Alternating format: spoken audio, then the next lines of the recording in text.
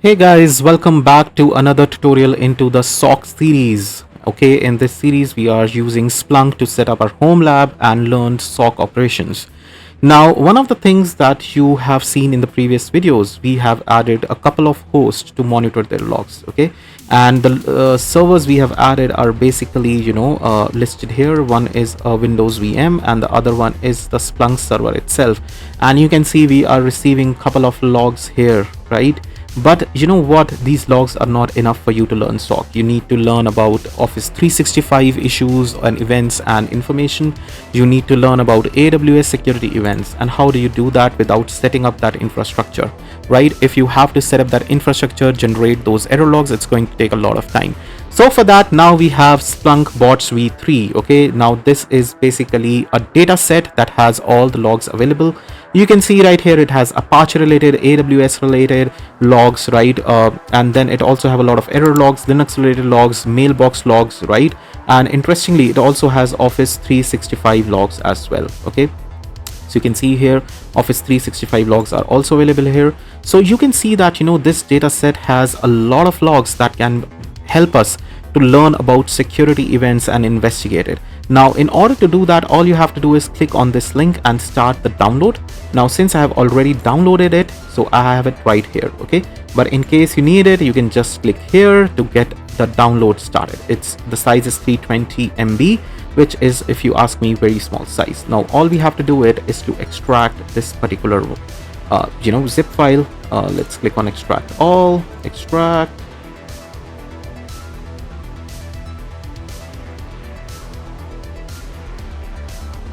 Perfect. Okay, now if you see, I have a data set here, which is amazing data set that has multiple logs into it. Now all we have to do is copy this. Let's copy. Let's go to C drive.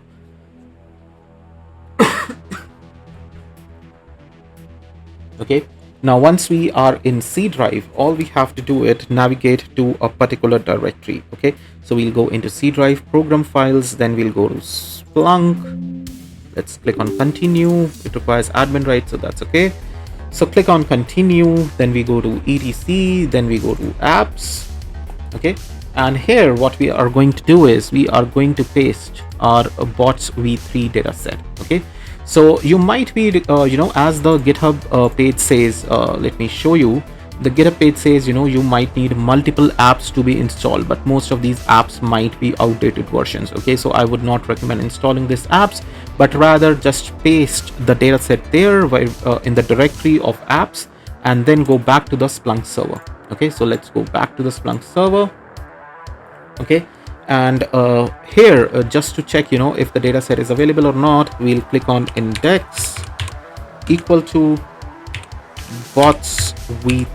Okay, so that is what we type to understand if they have added any logs or not. And this we are going to make all time, because these logs might have older time range, so make sure you set the setting of time range to all time. Okay, and here interestingly we can see it has started parsing the logs, indexing them, right?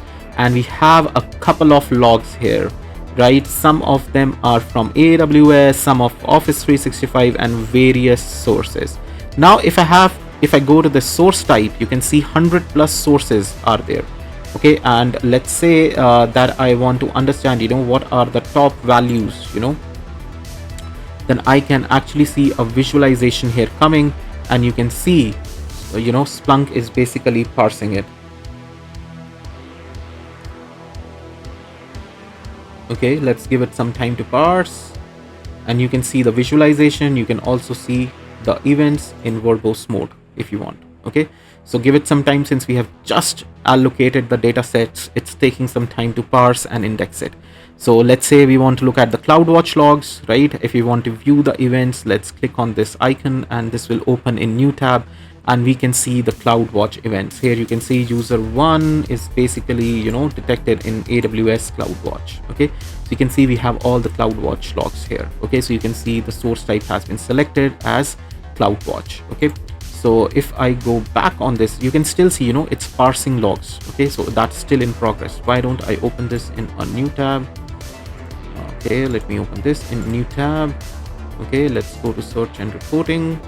Let's go to search history, and let's go with this particular search term, and all time search. Okay, now I have another 100. It will go above 100. Okay, so data sources are much. Okay, so it's still doing that, and let us see what other type of logs we can look at. Okay, so we looked at the CloudWatch and VPC flow logs previously, but now we are also going to search for other logs. Okay, so let's say I want to look at some sys logs. So this is what I will see. So all the sys logs are coming, which is Splunk server data source. So these are all complementary logs that you can use to learn about SOCs and security events. Now more on investigating this sample data and other logs which we are receiving from the other data sources in the next video. Till then, stay tuned and stay well. I hope you enjoyed the video, and if you do like the content, please subscribe to the channel and do like the video.